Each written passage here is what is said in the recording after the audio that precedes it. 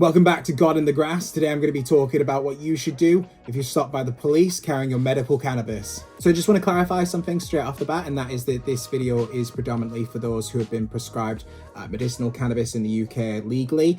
Those are of course people who use it, who have purchased it through the illicit market, and that's absolutely fine. But this video is just going to be predominantly today for those who are prescribed the medication. The reason being is that there is no actual legal defense for carrying cannabis in the UK unless you are legally prescribed it by a doctor. I've come on to that in a few other videos, but there is unfortunately no more than the officer's discretion when it comes down to users who are caught with cannabis in their possession. So this video is predominantly just for patients. So it may help people to know who are newcomers to the UK medical cannabis scene that myself, I've never actually been arrested by the police or detained or searched by the police for my medical cannabis since becoming a prescribed patient in the UK. So I don't want to scare anybody off who is a new patient to think that perhaps you will be arrested for this. It's unlikely, but it does still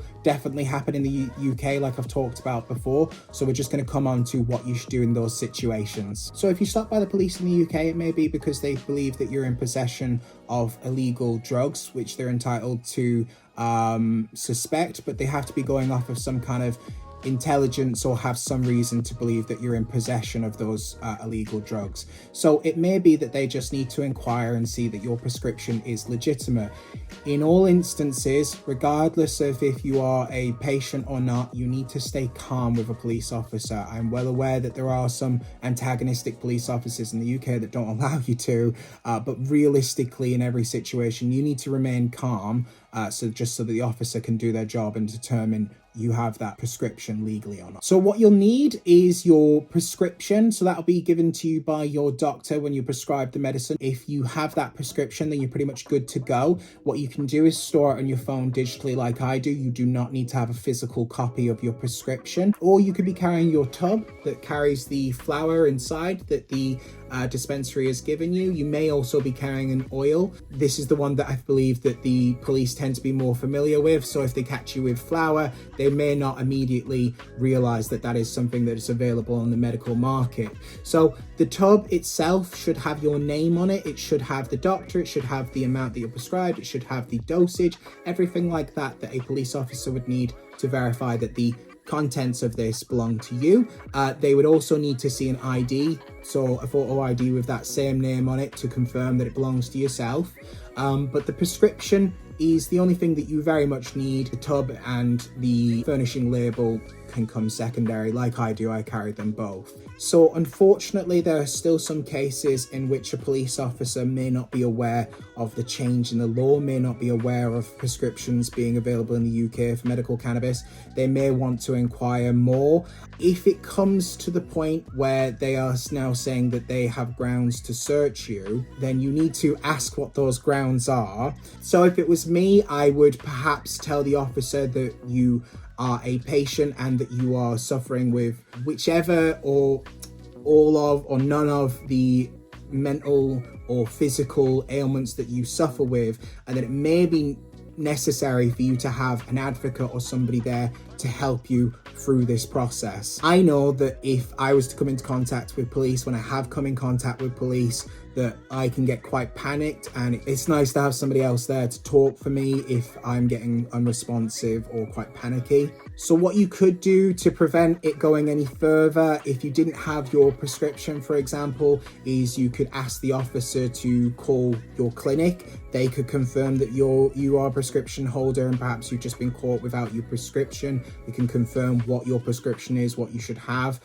If you do have your prescription and they're not accepting it, then they can call the clinic again to confirm it. If they're not aware of the law change for whatever reason, you could ask them to call their station, their office, their captain to confirm that that is the law and that you are entitled to be carrying those controlled drugs or that medicine with you. But if all else fails, and there have been instances in the past where patients have not had their prescriptions accepted, they may wish to search you. Now, if it's in public, they can ask you to take off your hat, gloves, any kind of outer garments. They'd have to take you to private place if they wanted to ask to take any more off of you. But you need to make sure that you're asking what are the grounds for your search, officer, and you need to ask for a record of the search that should have the correct grounds for why they're searching for you. It should have the time, the date, the place where you were searched on there.